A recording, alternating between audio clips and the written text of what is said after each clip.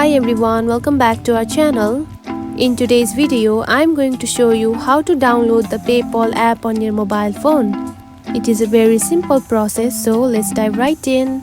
Find the App Store on your home screen, now open it. Tap onto the search bar and type PayPal and search for it.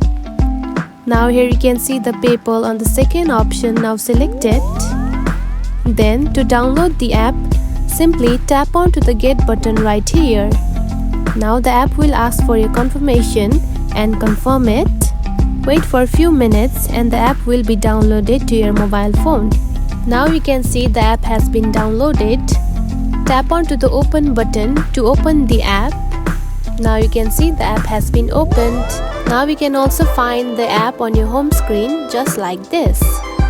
And that's it. This is how you can download the PayPal app on your mobile phone. If you found this video helpful, don't forget to like and subscribe for more tips. Thanks for watching.